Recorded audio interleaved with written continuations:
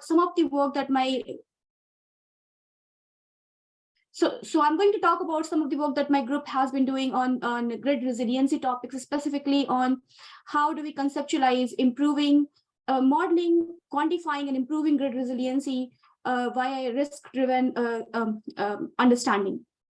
So this is a rough outline of what I'm going to talk about. We'll start with motivating the problem, talk about what do we mean by resilient power distribution system, and what are the methods that we are working on to model and quantify resiliency, and how do we go on planning for improving the resiliency, both from the long term as well as from the operational perspective.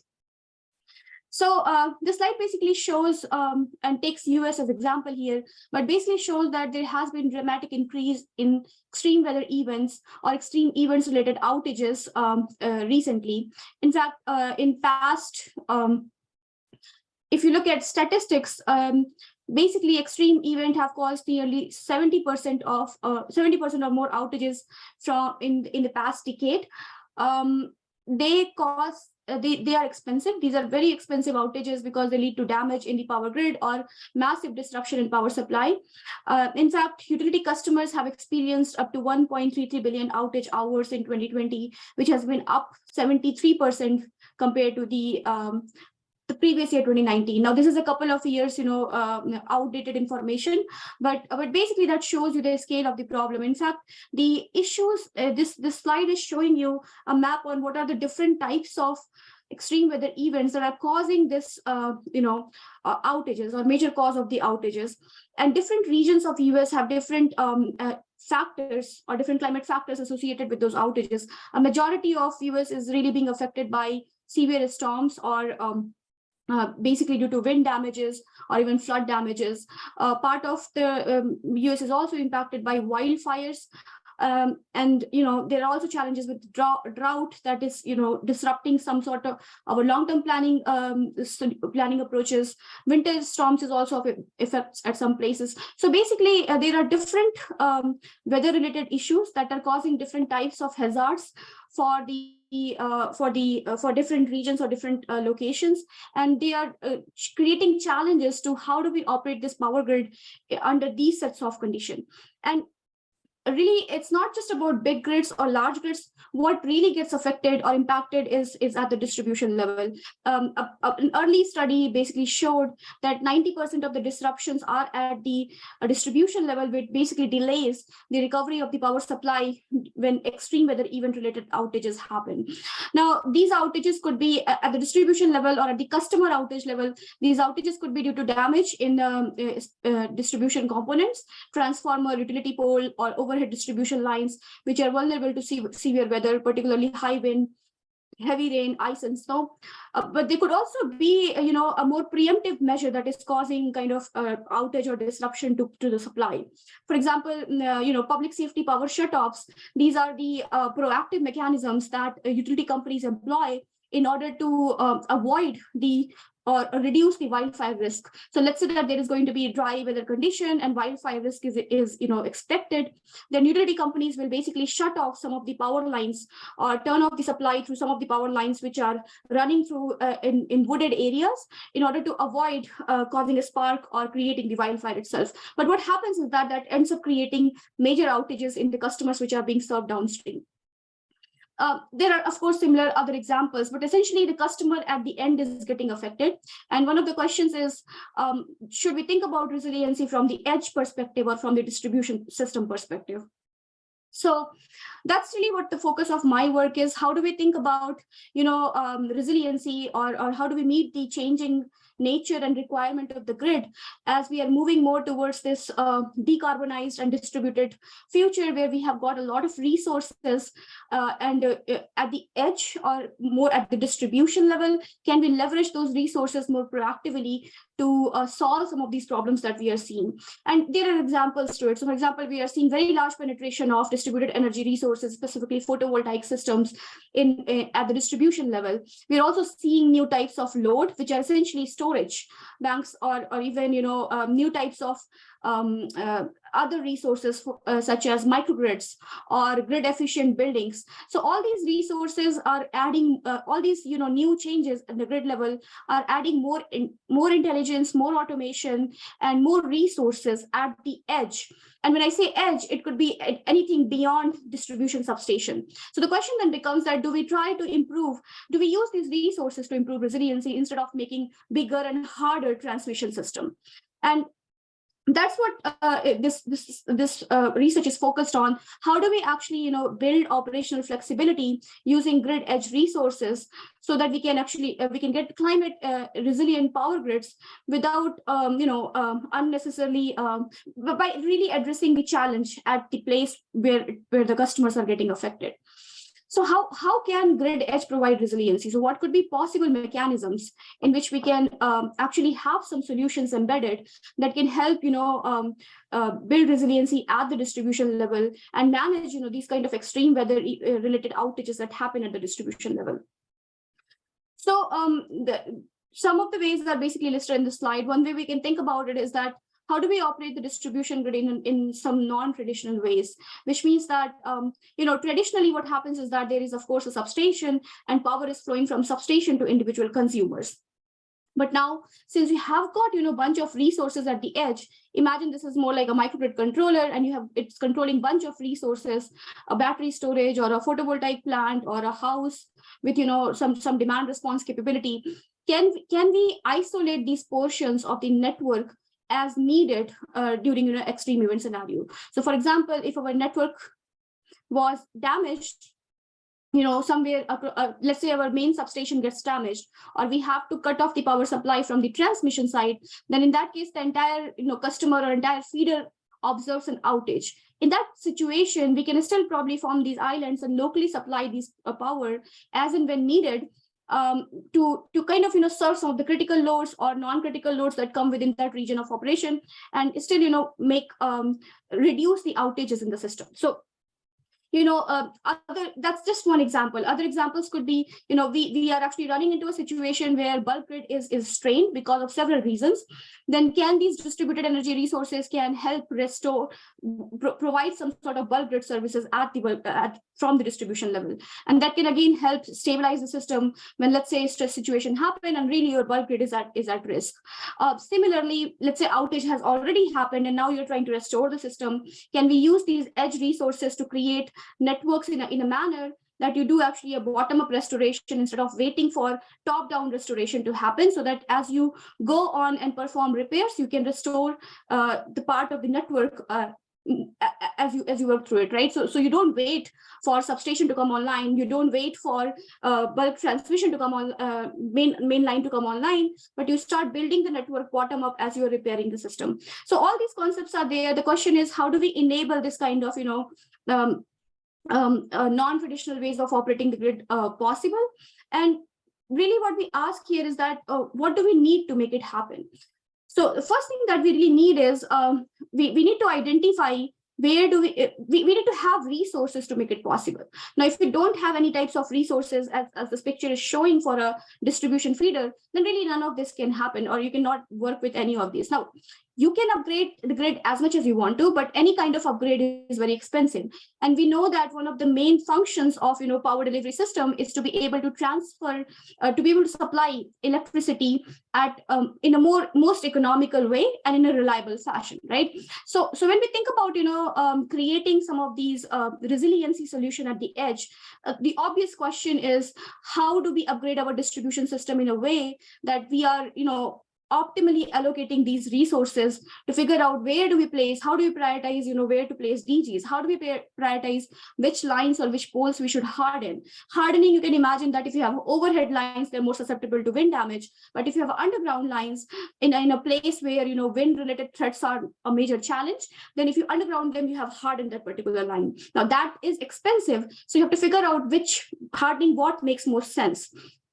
Then we can also figure out how to have some of these automation devices, for example, more tie switches, more storage in the system, so that these non-traditional ways of operating grid can be made possible for future scenarios that might ensue.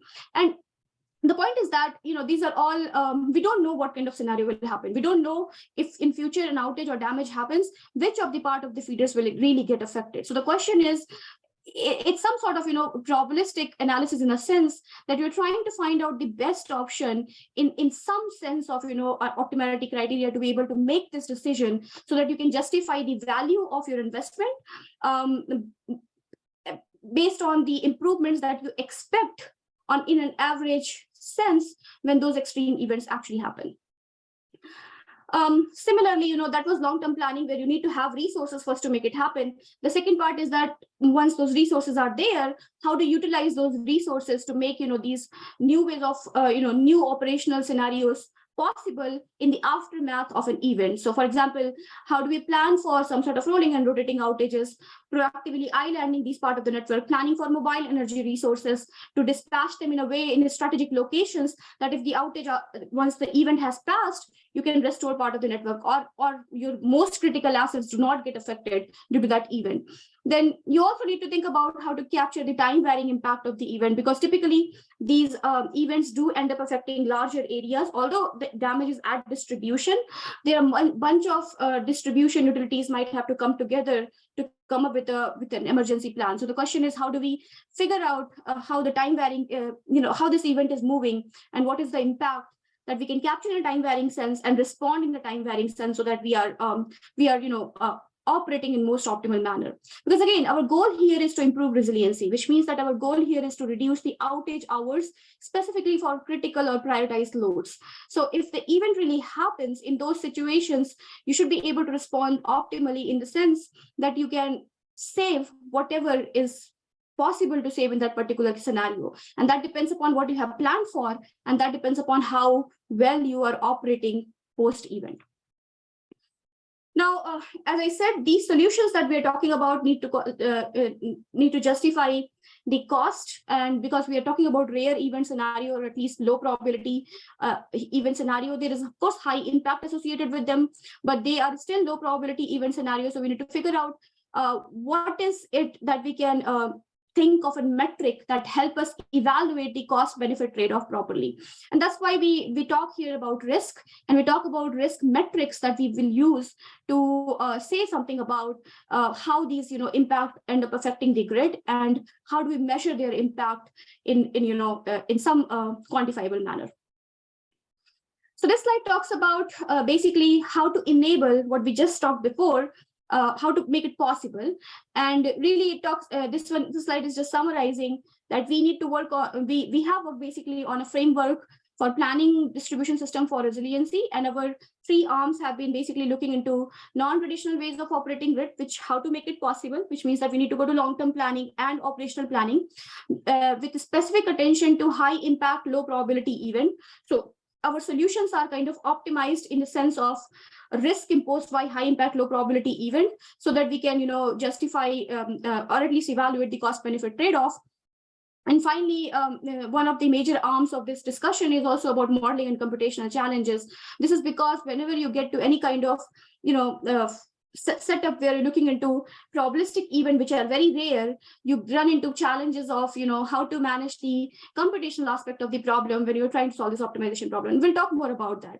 But basically, there are 2 major topics that I want to get through, and it will be a little bit brief discussion. But really, to be able to make any of this possible, first of all, we need an approach to measure or to quantify.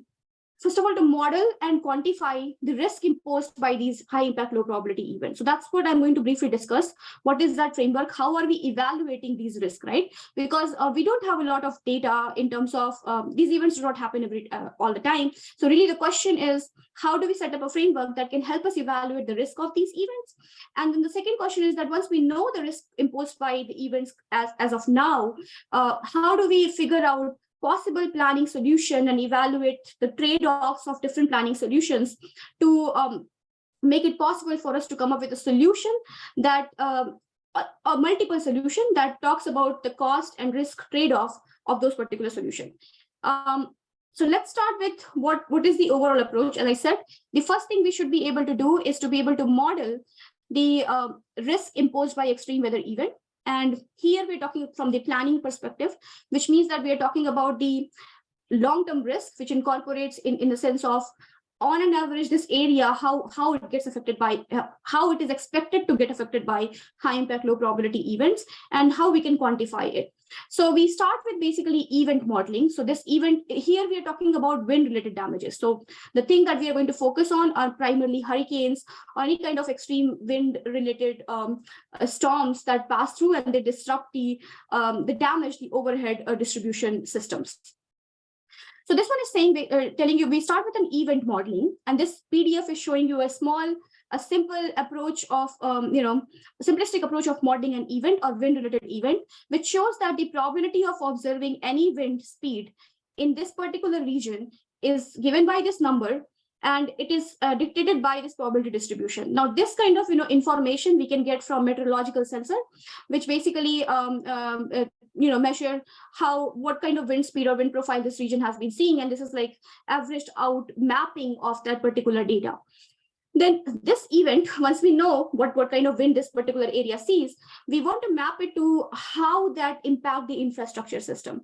And one of the traditional ways of doing that is with the help of these fragility curves.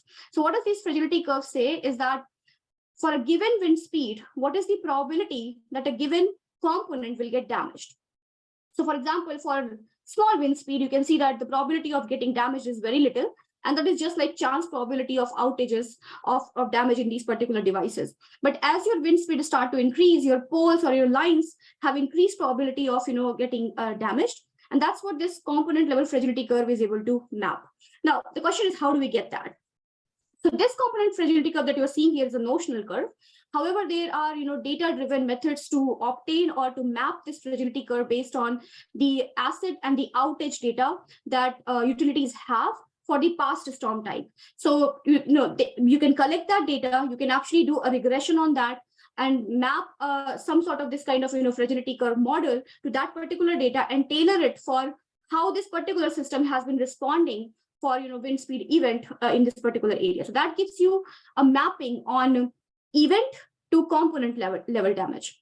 Now, we are interested in figuring out the risk of outage, right? So our goal is to look into system level assessment, that at the system level, what is the risk of outage that we are seeing due to this event? So then we model the entire system with all the things that are there in the network and basically evaluate multiple sets of scenario to figure out what is the possible outages that you are seeing for each of those scenarios.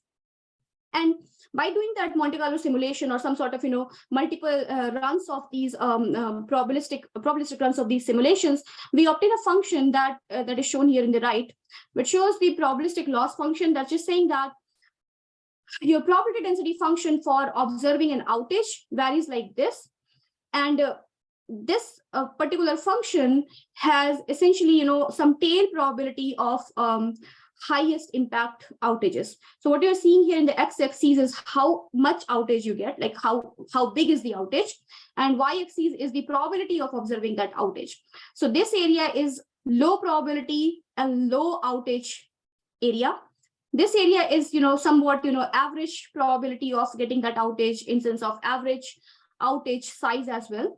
This is your this area that you see here is basically the place where you are seeing probability of observing highest outages or the largest outages, but less, and you can see that these are actually low probability events. So these events that you see here are associated with the extreme weather event, because these are the ones that are characterized by the high wind speed event that you see here.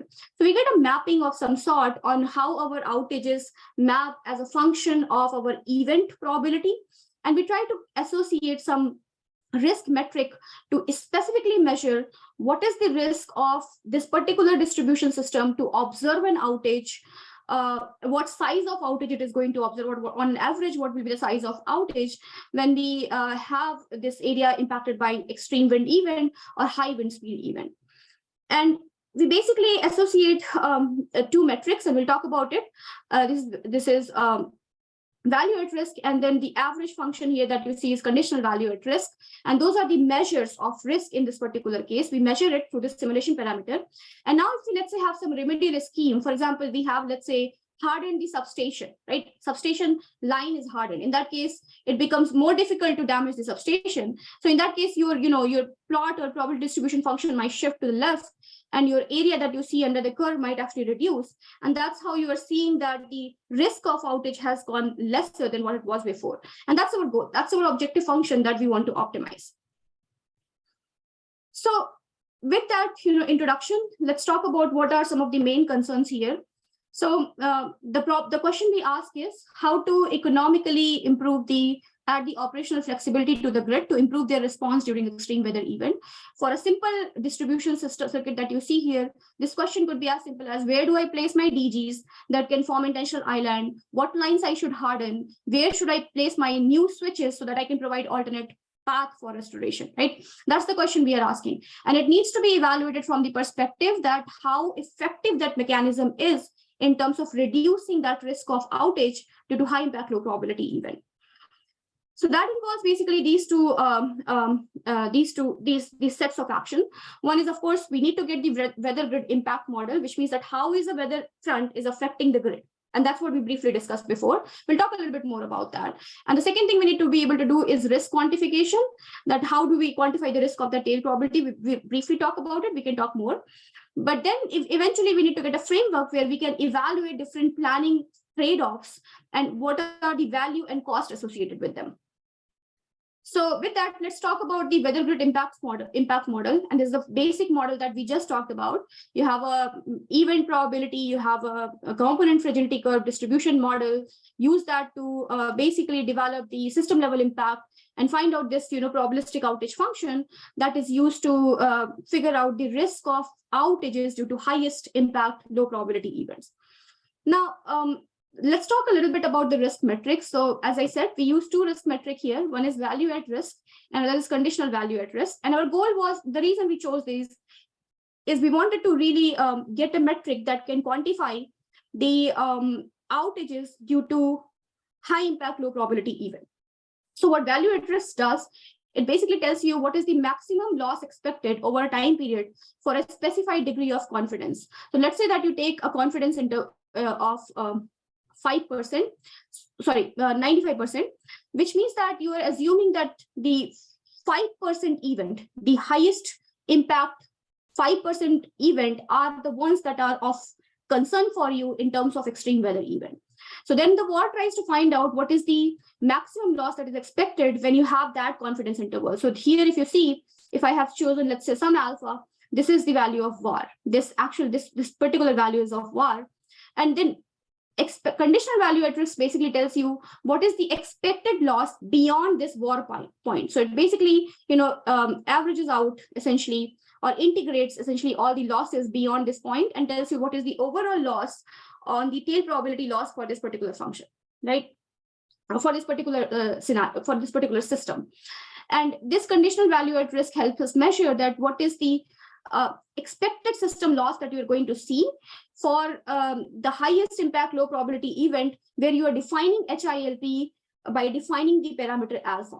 Now, if you define this parameter alpha to be 5%, to be 95% in this case, then you're looking at top 5% event. If you define it to be 90%, then you're looking into top 10% event. So this really depends upon a utility company's risk aversion criteria. It's a tunable parameter. Now, we did apply this particular approach to solve some of the problem using a simple IEEE test system. And we tried to understand, okay, we have this framework, we understand this, we are saying that this metric will be able to measure the impacts or measure the, this metric will be able to, measure or quantify if we have a planning solution, how does the risk get reduced? So we wanted to test it through simulation. So we selected a test feeder system. We ran a base case where there are no, you have got no proactive planning measures included. Then we included a smart network where we have some DGs which can form intentional islands when there's going to be an outage. So these DGs can separate out from the system and still keep on supplying the critical load even when the main feeder is out. And then we have some third system where we had robust network, where we included hardening some of the distribution lines. And our goal was to see whether our approach that we have developed, a simulation-based approach, is able to capture the impact of including this planning solution in the risk metric that we are using to quantify the objective function here. So this slide is basically telling you the overall process of how, after the impact of an event, what is the stages that goes on in terms of till the recovery. So once, a stage event hits here, your system gets degraded to this point. At this particular point, you have basically, phase 2, where you are kind of doing the damage assessment. And after you're done with the damage assessment, you start applying some sort of restoration scheme that goes in this particular manner. And these restoration are not repair. These are just restoration based on available resources. And then after this, you do actually infrastructure recovery and you're back to the original operating condition, right? So we try to capture this curve for different base, robust, and smart network. And you can see the differences. Base network has, a lot more losses because, of course, it doesn't include any proactive measure. In case of a smart network, which is this blue line, at restoration step, which is at phase 3, you start to see some improvement because you're using those DGs proactively to restore some critical load.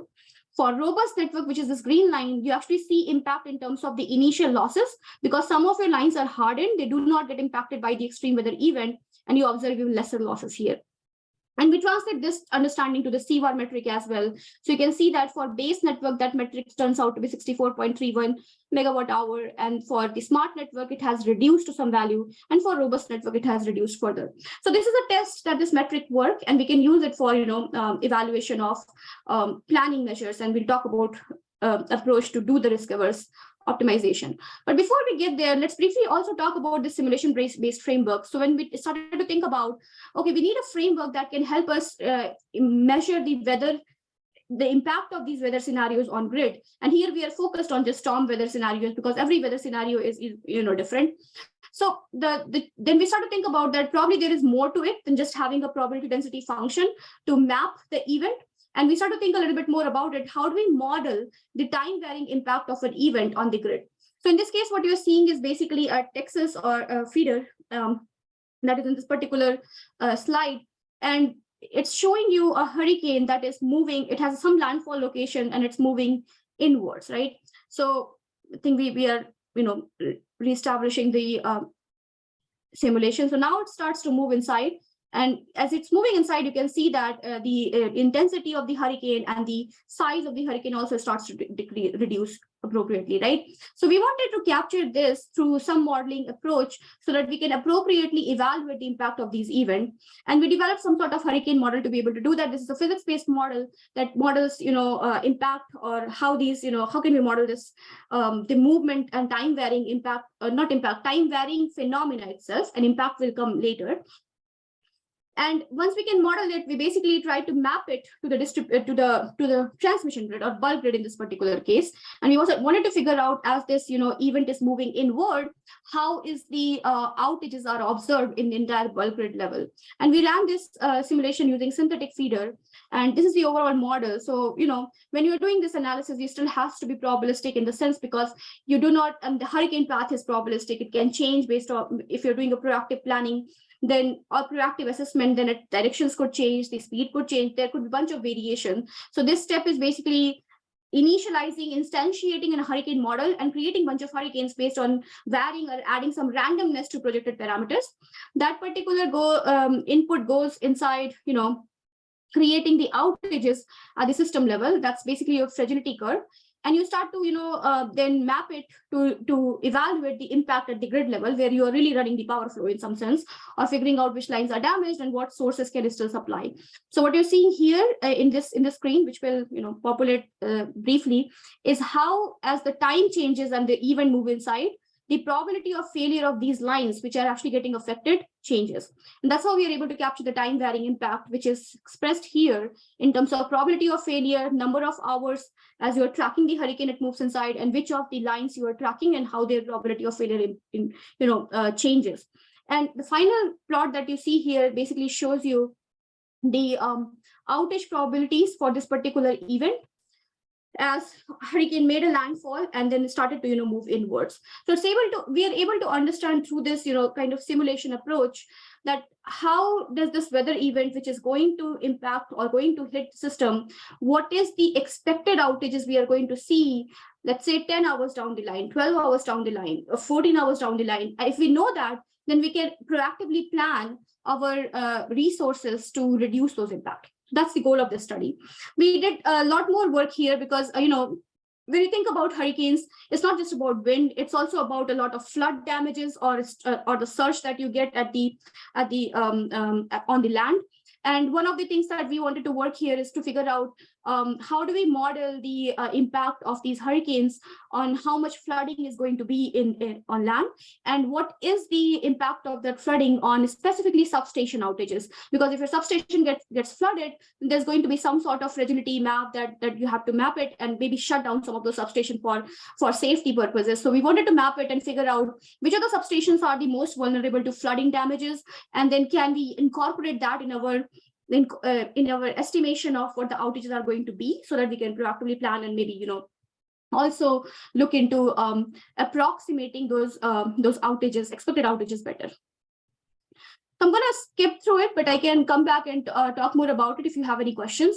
The next topic I'm going to cover is once we have some sort of model that can translate the impact of weather models to the grid outages and quantify it in terms of some sort of risk-based metric. The next thing we want to do is we want to figure out how do we do the operational planning for our resources so that it is done economically, but we are getting the most value out of it.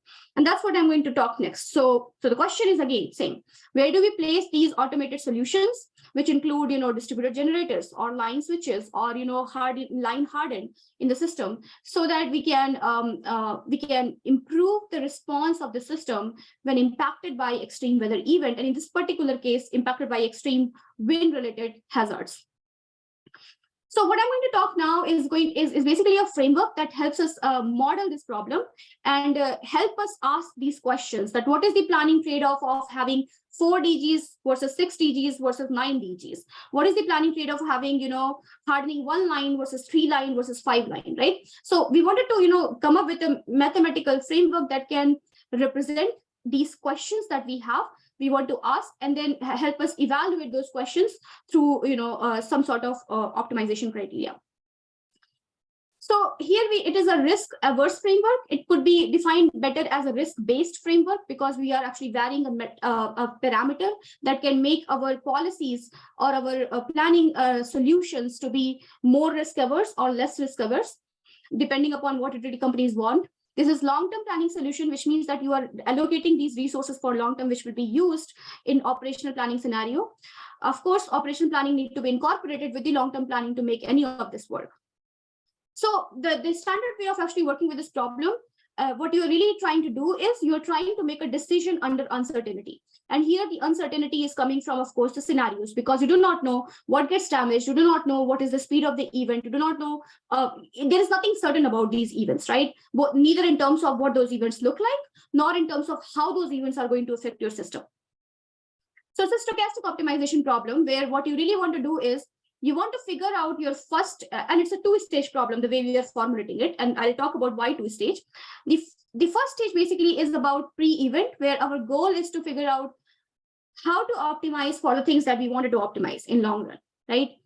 But the point is, these optimization parameters that you're talking about you should be able to use once the event has realized. So stage 1 is pre-event, before your event has been analyzed, and you want to make some advanced decision, which is, for example, in this case, where do I want to place my distributed generators?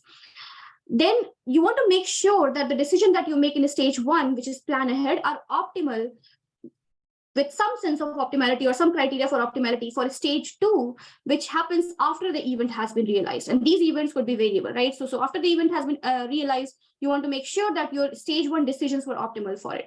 That's basically 2-stage stochastic optimization problem that we are going to use. I'm going to skip through most of the math here because of interest of time and just get to the concepts.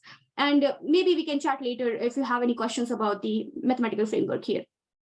So as I said, we need to have some metric that we want to optimize, and that's why we went through the process of coming up with a risk metric, which is based on the conditional value at risk. We want to, now use this metric and optimize it through this 2-stage problem. So imagine this is your original distribution system. Stage one is pre-event planning, where you're talking about these planning decisions, right? So you're upgrading the system to this system, talking about where do I add switches, where do I add DGs, these dark line or bold line is telling you where do I harden the lines or underground them, and this particular red line is telling you where do I add more sectionalizing switches maybe, right? So that I can have alternate ways of reconfiguring the system. However, what you really want to do is you want to make decisions in stage two, where let's say an event has been realized, let's say a fault has happened here. If this fault happens, then you have to open the switches to isolate this fault, the closest switches. Let's say these were the closest switches, you isolated the fault. Then, you still have this part of the network outage. However, you can use this tie switch here and close it to connect it to the system and restore this part of the network. So in stage two, those are your post-event operations. And you want to make sure that in post-event, once the event has happened, you're actually, optimal from the criteria that you have started with, which is your CVAR metric. Now, this is just one event. Of course, you can imagine that doesn't capture everything. So we need to create a bunch of these second stage event, and our first stage decision have to be optimal for all of those second stage event. And that's really what brings the computational complexity in these stochastic optimization problem, because you have to consider a lot of events to get through, this optimization module. So briefly, let's talk about what I mean by, risk trade-offs and risk-based optimization. So the first parameter that you see here, this is the objective function for the problem. The first parameter is the cost parameter. We're optimizing some cost function. And this is the cost function that is, pre-planning decision. And the second thing that you see here is basically this Q is talking about the average loss. And CVAR of Q is talking about basically, expected value of Q is talking about the expected value of the outages. And CVAR is talking about the tail probability of the outages, right? Average value of the tail probability of the outages. This lambda parameter is basically a trade-off parameter to say that which outage you want to prioritize in your planning process. Do you want to prioritize the average or typical type of outages, or do you want to prioritize your CVAR or highest risk outages? And depending upon whether it's more of a concern for the risk, the extreme event is more of a concern, the feeder itself is fine during normal situation. You can tune the lambda to have a higher value for CVAR function here versus the expected value function here. Now, that's the objective function. And of course, this objective function need to be associated with bunch of scenarios, right? So when I'm saying expected value here, this eta is the scenario that you have in the second stage problem. And depending upon how many scenarios you need to simulate, this problem becomes more and more computationally expensive. So this is basically how overall problem looks like. You have stage one, you identify the location and sizes of planning decision. And stage two talks about how do you use this planning decision to operate your system in the best possible way so that you can take advantage of that. Now you can imagine that this second stage problem needs to be solved within the first stage problem, and that second stage problem is basically a bunch of inner loop optimization problem where you're saying that once the fault has happened, now my goal is to figure out how to optimally restore the system. That's the goal. And this is essentially an optimal restoration problem that we're thinking about for specific scenarios. And this itself is a non-linear optimization problem that needs a lot of work. We did an extensive amount of work in this particular area to figure, in this particular domain, to figure out for a given feeder post outage, how do you restore the system using all available resources, including switches, DGs, and feeders that are in the system. And this slide is kind of summarizing it. I'm going to run through this one. Likewise, this one is also doing a little bit more work further on this to use some sort of distributed approaches to do this, restoration, because during stress system conditions, you might not have a central flizzer working properly. So how do we really manage that? But these two slides that I showed you are specifically about stage two problem, where the first event, the event has already happened, and then you are now trying to optimally restore the system. Oh, and we also implemented some of these restoration approaches in a real-time operational environment. But let's move on to the original problem that we started with. So as we said, in stage two, we can have multiple scenarios. Those multiple scenarios, we can come up with an optimal decision for all of them based on what I showed you before in terms of flizzer or optimal restoration. But we want to make sure that these all, the stage one decisions are optimal for all realization or all possible realization of the fault scenarios in the future. And that gives you this stochastic optimization problem, where in the stage one, you're talking about, minimize this cost function and expected value of the second stage out damages and the highest impact probability event, the CVAR of the second stage outages, given a bunch of scenarios you're creating. So this eta is talking about a bunch of scenarios. which is a subset of this particular, how many scenarios you end up sampling. And that's how you're measuring expected value. That's how you're measuring the C-bar value. So you can imagine there will be, of course, an inherent second stage problem that will build on this one. So this is your stage 2 problem, where the stage 2 problem is trying to say that once the event has been recognized, how do I optimally restore the system? And these together, we actually form a big 2-stage optimization problem, where our goal is, again, as I said, minimize the cost, optimize the risk factor from the second stage, subject to all the constraints that you have in the second stage problem, or optimal decision in the second stage problem. Now, this 2-stage stochastic optimization, as you can imagine, needs to sample a bunch of scenarios from the second stage. I mean, simplest way of really working on this problem is you have first stage problem, and in second stage, you create bunch of Monte Carlo simulations to create bunch of outtest scenarios. And those outtest scenarios, you create, a library of those outtest scenarios and code all of it together into one optimization problem. This type of approach is called kind of sampling-based approaches, where you're creating multiple copy of the second stage problem, and you're solving a large scale single stage deterministic optimization problem, because you can just create multiple copies of these second stage variables, and then you have to have some sort of consistency with the first stage variable so that you can get the optimal solution at the first stage. But it basically involves solving a very large optimization problem. Think of in this way: if you have 100 node system, your second stage problem, if you are creating, let's say, 100 scenarios, you are solving that 100 node system restoration problem hundreds of times within that first stage 1 problem. So it basically becomes, if your restoration problem has complexity some sort of x, then you are kind of solving 100 times that problem again, and it doesn't really translate in linearly in terms of complexity. There are other challenges because these problems are also mixed integer problems. So there are some other approaches in literature, of course, to work with it. This is an extensively studied, research area in operations research. So there are some methods, for example, progressive hedging, where what they do is you relax the problem and you decompose the problem into smaller subproblems and try to solve it. Then there is also some other methods where you use stochastic, for example, the stochastic dual dynamic programming, where you, instead of doing the scenario-wise decomposition, you end up doing the stage-wise decomposition. And these are all the methods. What we tried was the first approach, and I'm going to briefly go through some of the simulation result and what we actually found. So as we said, we started with sampling-based approaches. So our goal was to look into samples of these scenarios and figure out how the outages manifest in the system and how we can do the optimal restoration. So we created a bunch of scenarios. Our goal was to limit the scenarios. Now you're talking about high impact, low probability event.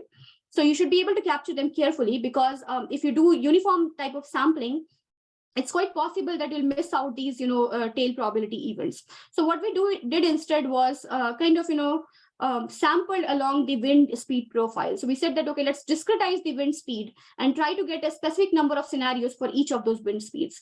And that helped us, maintain some sort of, sampling in a way that we can capture most of the things in the network without most of the scenarios for this particular case without unnecessarily sampling a very large number of scenarios. So after doing that, and we tested it for 123 bus system, here our question was, okay, let's start with the base case. Let's figure out what the resiliency looks like, or what the risk metrics look like that we started on. And these are the resiliency parameters. And then our goal was to figure out, is this framework is able to evaluate the trade-offs that we were talking about, trade-offs of risk averse versus risk neutral cases. How does increasing the number of DGs impact our resiliency or risk metric? How does the total size of DG impact in this particular case? And we are doing some of these simulation studies for the line hardening as well, but I'm going to focus on DG placement problem in this case. So if you think about risk averse versus risk neutral, this is what slide is kind of summarizing it. The risk metric that you are seeing here is, of course, lower in case of risk averse, because the target is to reduce that. However, you can see that expected value of the risk gets increased a little bit in case of risk averse, because you're focusing more on the tail probability and not on the overall expected value of the outage. Likewise, if you think about expected prioritized load that is picked up, it has some different values, but the critical load that gets picked up is higher in case of risk averse case, because you focused on critical load in the risk averse case. This slide briefly summarizes, this figure summarizes what happens with the DG location. So let's say that you have, DG size. Let's say that you have 6 locations of DG with 1500 kilowatt or less or total DG size. Then you're able to find out how does the risk metric differ. And in this particular case, you're kind of seeing here, for 900 kilowatt DG, this is what the risk metric look like, 19105. As you increase the size of DG to 1500 kilowatt total, it doesn't change much. It kind of saturates. And we did more simulation, I'll show you that. But then again, if you look into the if you increase number of DG instead, actually the CVAR metric reduces much, which is kind of intuitive, right? In this case, if you have more DGs to be placed, then during extreme event, if bunch of lines can get damaged, then those DGs can act more proactively to island part of the network. But if you had just one major DG, one big DG in the system somewhere, big size, but still just one DG, if there is no path to supply these load, it's kind of useless during those extreme scenarios. So that's kind of the trade-off that we start to see, that the, somehow what we will expect that, how if we want to plan for a risk aversion situation or critical high impact low probability reduction situation, in those cases the number of these distributed resources start to make more difference than the total size of it. And that is what a question a utility company may ask, that okay, I want to improve resiliency in my system, but what does it make sense? Like, do I place 4 DGs, 6 DGs? What size of DGs? Where do I place it? All those questions are kind of being answered here. So for example, this is other example you can see. The first policy that you are seeing is from risk neutral case. It basically gives an optimal solution that have 4 DGs and that's sufficient. And these 4 DGs will be able to form islands with your critical assets when their extreme event happen. And you can see that we have actually created a severe outage here. Bunch of the lines, a lot of lines, all the lines that you're seeing in red are pretty much damaged, and only few lines are intact. And in that case, this is what the risk neutral solution says. But the risk averse solution basically tells you that add one more DG here because this is a critical load and you will have no way of reaching it if the extreme weather event happens. So, these kind of, insights you can get to the framework. We also try to run some more analysis in terms of the sensitivity of the parameters. What happens when you increase the value of lambda, which is a risk aversion parameter? What happens when you increase the value of alpha? What happens when you increase the value of number of scenarios here? As I said, number of scenarios are important in case of stochastic optimization problem. But we started to see that, the solution actually saturates after a certain number of scenarios. However, the time it takes to solve the problem exponentially increases as you increase the number of scenarios. So it's very crucial to have a very, effective scenario sampling techniques whenever you're trying to solve any kind of this optimization problem under uncertainty. And this slide kind of summarizes briefly what starts to happen as you increase the size of DG, and a little bit more detailed analysis on that. So as you increase, keep the number of DGs fixed, which is, let's say 3 in this case, and increase the size. You can see that the improvement that you get on the reduction of the losses starts to saturate very fast. However, you do get a lot more impact in terms of loss reduction if you have more DGs, which in this case is 15 DG, but it also starts to saturate after a certain point of time. So both the number and the size of DGs are in play here. Similar thing you see for the expected loss, same thing you see for the CVAR loss, which is the highest impact. And these, for CVAR loss, it is even more prominent, right? So if you have lesser number of DGs, you can keep on increasing their size. It's not going to do anything with your risk of the outages or risk reduction. However, if you have more number of DGs, you can actually reduce the risk significantly, but eventually it will saturate. So there is a point beyond which it doesn't make sense to increase the size of the DG. All right, so I think I have 2-3 more minutes, so I'm just going to wrap it up. There are still outstanding challenges in this particular problem because we just solved for 123 bus system, and it is a very difficult problem to scale for larger system. And if we want to do this kind of resiliency planning, it should be about a distribution system which is multi-feeder in the sense, right? So there has to be some way of coming up with new algorithms which are more computationally tractable than the extensive form or the standard stochastic optimization approaches. And we're looking into some sort of approximation-based approaches to get through this, problem of computational complexity that we are getting in the system.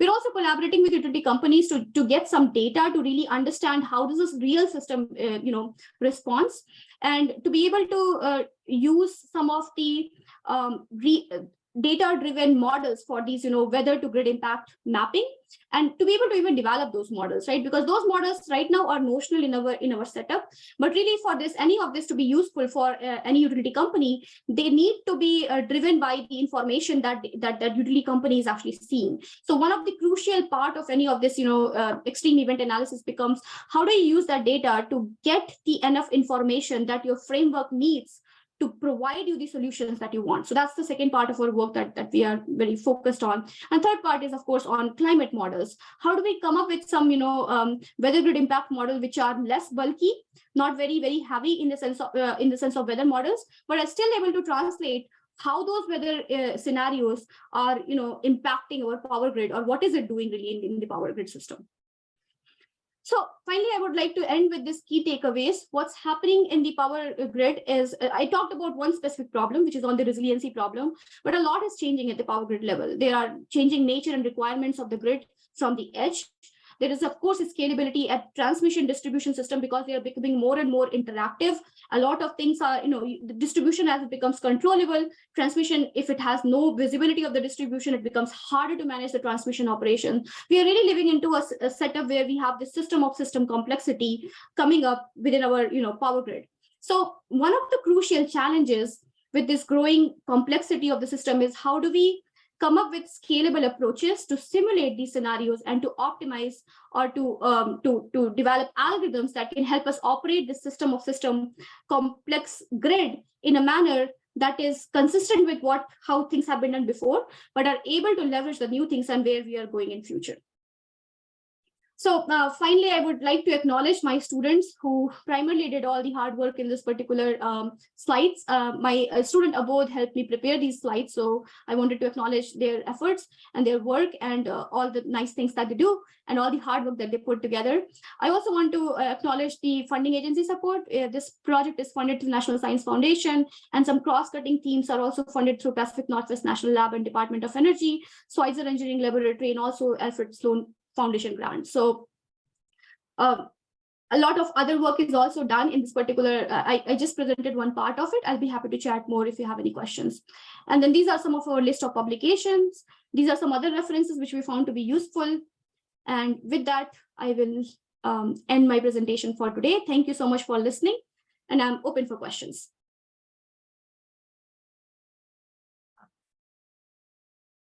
Diksha, I think you're muted. Yeah, sorry. So we have some questions here, which I'll read out for you, ma'am.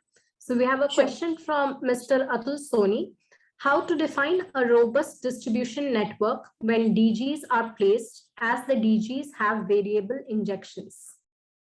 Right, so that's a good question. Really, when I talk about DGs in this particular resiliency problem, I'm talking about more of the controllable DGs than just the DGs which act as a negative PQ load. So it's not just about solar, but it's about solar plus storage that you can control together, or it's about a microgrid that has solar plus storage plus some other resources that together can provide some sort of stable supply to form an island. So all the discussion that we did right now for this particular talk, if we want to use DGs for resiliency and some non-traditional ways of operating grid, which is intentional islanding and microgrid formation, these DGs should have the ability to do that, which means that they cannot just be a renewable resource, they must be controllable resource but they can include PV, so they can include variable resources, but they have to be complemented by other resource which can make it possible for us to control the power dispatch from these resources. So I hope your question is answered, Mr. Atul. We have the next question from Mr. Sunil Kumar Maurya. So he's asking, considering the minimal load loss due to line contingency, what factors should we take care of during the planning of DER's integration? Okay, let me try to understand. Considering the minimum load loss due to line contingency, what factors should we take care of during the planning of?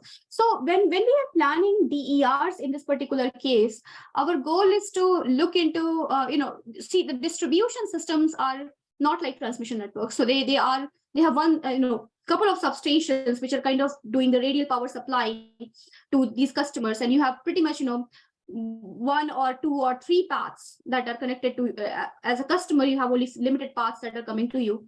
So the point is that when your distribution system gets damaged due to these extreme weather events, a lot of poles and a lot of lines might be damaged already. So the goal to place these DGs is less of a capacity consideration and more of a resiliency consideration. And our goal is to really look into that whether the DGs can form an intentional island as and when needed. So a very simple approach you can think about, let's say that you have a very critical load, a hospital is there. A simple way to add resiliency is just add a backup power generation there, right? Just add a backup resource at that particular location. We can do this for each individual asset. In fact, you have inverters, so that inverters pretty much do that the same thing, right? The question is how it can be done in a more systematic manner and in a more cost-effective manner for a network-wide situation. And that's really the question we ask. How can you create those intentional island when those situations arise? And how do you plan these DERs out in the sense, not DERs, actually DGs out in the sense that they can support these critical infrastructure when those events actually happen. So, regardless of whether line contingency is big or small, these DGs are currently acting less as a capacity resource and more as a resiliency resource through these, intentional islanding solutions. I hope I answered your question. It's a good question. We have another question from Mr. Jitendra. So he's asking, as resiliency depends on the probability density function, will restructuring of the power system affect the probability density function? If yes, then how to consider it? That's a really good question. So it does affect, honestly, the probability density function, the way we have categorized is a little bit separate, right? So think about it in this way. So we are not just saying that we are directly doing a data-driven approach to find out what the probability of outage is. Because if we did that, that particular probability will be very much dependent on if you change anything in the system. That's why we're decomposing this problem in the sense where we're saying that we have an event probability. That event probability comes from external weather sensors and meteorological data that we have got. So that doesn't change if you upgrade your system. We have got what component level fragility that we are associating it with each component. Now that changes. And that's really what we wanted to model. So if you harden, let's say, a certain line, that line is not going to get impacted by wind probability. So while we have the sigmoid function for the overhead line, the function will become more like a flat for if you underground that line. So that component level fragility differences we can incorporate. Once we incorporate that, then we are able to reflect that in the system level probability of outages. And that's really what the first simulation was talking about, that how do we map those changes that we are doing in the system? How does it reflect in terms of outage probabilities? And because we are decomposing the problem in this particular manner, we are able to translate and absorb those scenarios to reflect the probability of outages as the system changes. Now, it still does require us to have a good model for component level fragility. And that's why I was saying that we need to work with real data to be able to actually come up with those models. And that's part of the work. Okay, ma'am. We have another question from Ms. Anamika Dubey.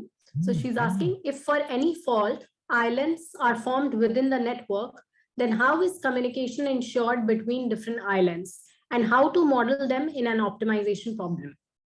Right. So here what we are doing is we're intentionally forming the islands. So, you can imagine a centralized decision support that helps form these islands. You can imagine distributed decision support where these islands, coordinators are talking to each other and they're coming up with a plan. Now, of course, during the extreme event scenario, if your communication is outage, then all you can really do is just locally look into your neighborhood and restore what you can. And that should be good enough till you can actually restore the communication supply. Once you restore the communication supply, then you can talk to these neighboring agent or talk to the central coordinator, whichever mechanism you have implemented for coordination, and expand the boundary of these islands as you learn more and more about the system. So it's an adaptive process. Initially, probably all your communication is outage and all you're doing is providing some sort of local support and forming this local island. As you start to restore the communication, you can start talking to your neighbors and start figuring out other resources that you have in your path. And if those resources are fixed, then through this, path discovery or situational awareness, you can start building the network bottom up. And that's kind of what the bottom up restoration is. And you can start restoring more load along your path. And that could be a distributed, a peer-to-peer communication, a centralized communication, depending upon what kind of architecture you're using.